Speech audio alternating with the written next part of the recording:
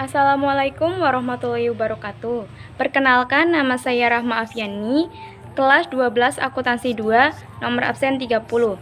Di sini saya akan mempresentasikan tentang hasil laporan keuangan praktek kerja lapangan di kelas 11 kemarin. Sebelumnya, laporan keuangan adalah catatan informasi keuangan suatu perusahaan pada suatu periode akuntansi yang dapat digunakan untuk menggambarkan kinerja perusahaan tersebut. Di dalam laporan keuangan praktek kerja lapangan kemarin terdiri dari nama perusahaan, identitas perusahaan, kebijakan perusahaan, periode akuntansi dan metode pencatatan, informasi penjualan, informasi pembelian, informasi persediaan, akun perkiraan, neraca saldo awal, pencatatan atas transaksi, laporan laba rugi, laporan perubahan ekuitas, dan laporan posisi keuangan atau neraca. Yang pertama ada nama perusahaan. Nama perusahaan yang kami dirikan yaitu Kedai Victory dan jenis usahanya yaitu manufaktur. Yang kedua ada identitas perusahaan. Identitas perusahaan terdiri dari bidang usaha, nomor telepon, tanggal mulai data, alamat, kota atau kabupaten, dan mata uang. Bidang usahanya yaitu manufaktur. Nomor teleponnya bisa kita lihat di tabel. Tanggal mulainya yaitu tanggal 6 April 2021. Alamat perusahaan kami yaitu di Jalan Kalijambe depan MTS Ragi. Kota atau kabupatennya yaitu Pekalongan.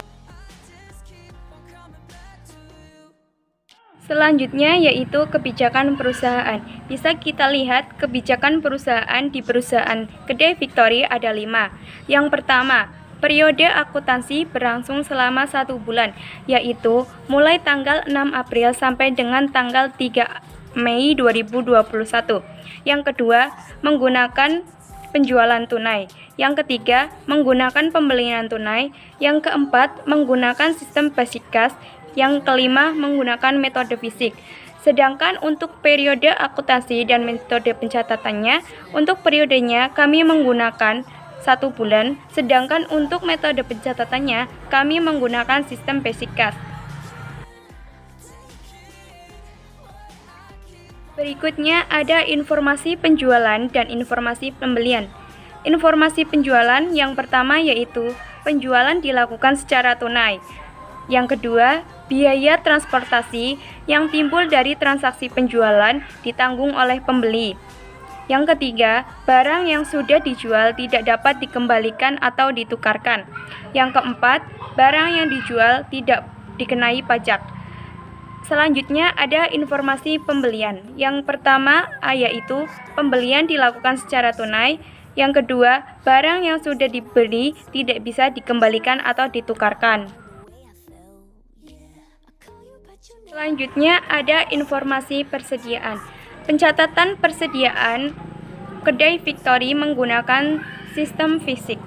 Bisa kita lihat di tabel bahwa Kedai Victory menjual es kolor, es buah, sosis bakar, bakso bakar ukuran besar, bakso bakar ukuran kecil, dan kondok. Harganya mulai dari 1.000 sampai 8.000.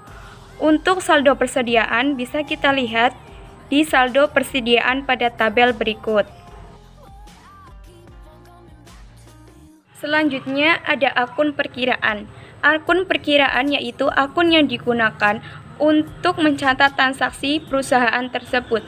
Di sini, di Kedai Victory menggunakan akun 111 untuk kas, 211 untuk modal, 411 untuk penjualan, 412 untuk biaya ongkir, 511 untuk pembelian, dan 611 untuk beban overhead. Setelah itu ada neraca saldo. Bisa kita lihat neraca saldo awal dari Kedai Victory berisi kas dan modal. Kas sebesar 570 di sebelah debit dan modal 570 di sebelah kredit. Jadi debit dan kredit dari saldo awal seimbang ataupun balance.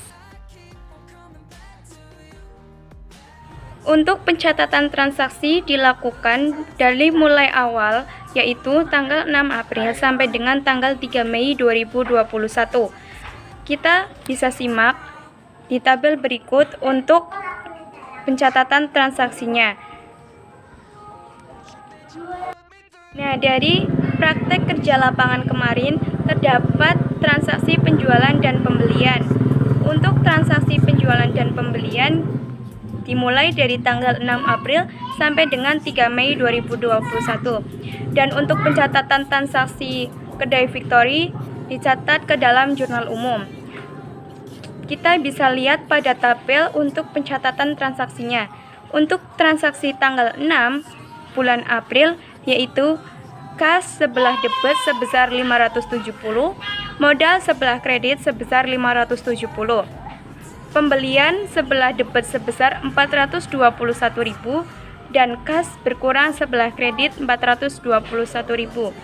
Selanjutnya ada biaya overhead sebesar 50.000 di sebelah debit dan kas sebesar 50.000 di sebelah kredit. Selanjutnya juga ada kas di sebelah debit sebesar 170 dan penjualan di sebelah kredit sebesar 170.000. Berikutnya ada laporan laba rugi. Di sini laporan laba rugi terdapat untuk akun 4 dan 5. Untuk kedai Victory, laporan laba ruginya yaitu berisi tentang pendapatan sebesar 2.122.000 dan pendapatan ongkir sebesar 8.000. Jadi total pendapatannya yaitu 2.127.000. Pembelian sebesar 1.683.500 dan biaya overhead sebesar 70.000.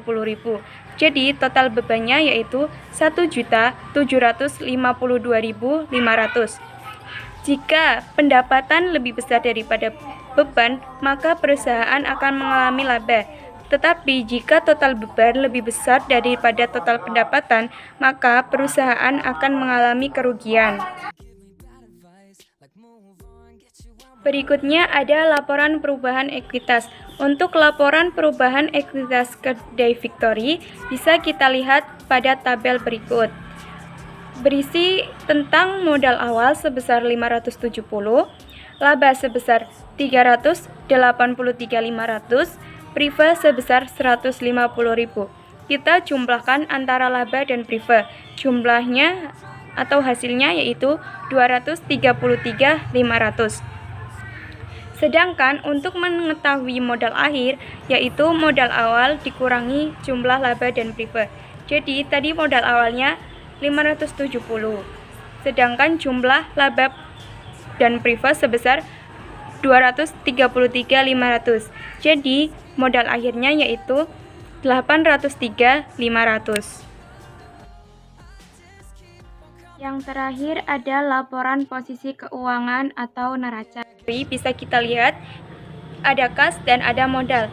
Kas sebesar 803.500 dan modal sebesar 803.500. Jadi untuk kas dan modal sama-sama seimbang.